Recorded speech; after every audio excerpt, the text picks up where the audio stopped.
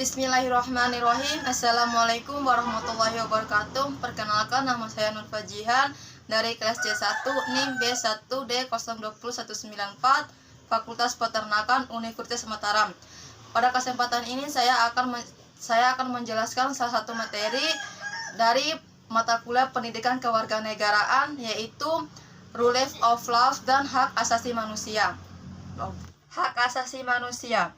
Hak asasi manusia adalah seperangkat hak yang melekat pada hakikat dan keberadaan manusia sebagai makhluk yang Tuhan Maha Esa, merupakan anugerah yang wajib dihormati dan dijunjung tinggi dan dilindungi oleh sebuah negara. Rule of law adalah sebuah hukum yang sesungguhnya lahir dari sebuah bentuk proses terhadap sebuah kekuasaan yang absolut di sebuah negara.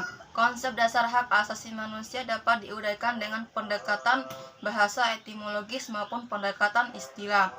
Hak merupakan normatif yang berfungsi sebagai pedoman perilaku, melindungi kebebasan, kekebalan, serta menjamin adanya peluang bagi manusia dalam menjaga harkat dan martabat.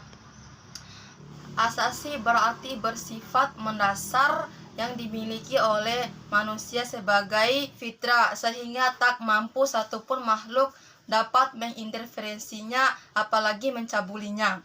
Menurut John Locke, hak asasi manusia merupakan hak-hak yang diberikan langsung oleh Tuhan sebagai kodratif yang terperinci: hak hidup, hak kemerdekaan, hak memiliki. Latar belakang Rule of Law diawali dengan adanya gagasan untuk melakukan pembatasan kekuasaan pemerintah negara. Sarana yang disiplin untuk masuk yaitu demokrasi dan konsepsi konstitusi. Permusuhan yuridisi dan demokrasi konstitusional adalah konsep dasar hukum. Perkembangan hak asasi manusia dimulai dari Magna Carta. Pakar di Eropa berpendapat bahwa hak asasi manusia di kawasan Eropa dimulai dari lahirnya Magna Carta. De America Declaration. Perkembangan hak asasi manusia selanjutnya ditandai dengan munculnya De America Declaration.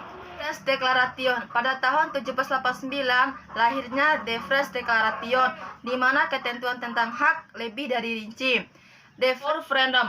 Ada 4 hak, yaitu hak menyatakan pendapat, hak kebebasan berbicara, dan hak memeluk agama dan beribadah sesuai dengan ajaran agama yang diperlukan.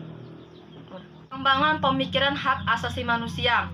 Perkembangan pemikiran hak asasi manusia dibagi menjadi 2 periode, yaitu periode sesudah kemerdekaan dan periode sebelum kemerdekaan. Fungsi Rule of Law. Pada hakikatnya, jaminan secara formal terhadap rasa keadilan bagi seluruh rakyat dan keadilan sosial, sehingga diatur pada pembukaan Undang-Undang Dasar 1945.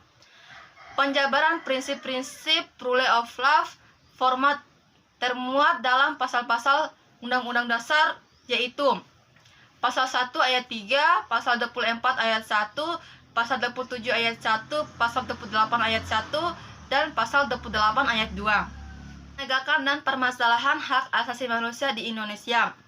Perlindungan hak asasi manusia di Indonesia dengan didasarnya pada prinsip hak-hak sipil, sosial, budaya, politik, dan pembangunan.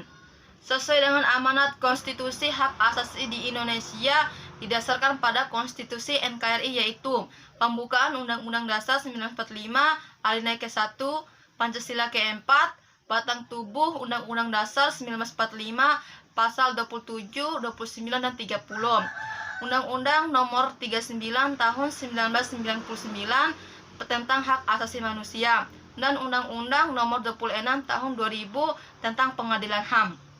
Mika pelaksanaan Rule of Law. Pelaksanaan Rule of Law mengandung keinginan untuk terciptanya negara hukum yang membawa keadilan seluruh rakyat. Rule of Law juga merupakan legalisme suatu aliran pemikiran hukum yang di dalamnya terkandung wawasan nasional tentang hubungan antara manusia, masyarakat, dan negara. Proses penegakan hukum di Indonesia dilakukan oleh lembaga penegakan hukum terdiri dari Kepolisian, Kejaksaan, Komisi Pemberantasan Korupsi (KPK), Badan Peradilan, Mahkamah Agung, Mahkamah Konstitusi, Pengadilan Negeri, dan Pengadilan Tinggi. Sekian dari saya, bila ada kekurangan mohon dimaafkan. Wassalamualaikum warahmatullahi wabarakatuh.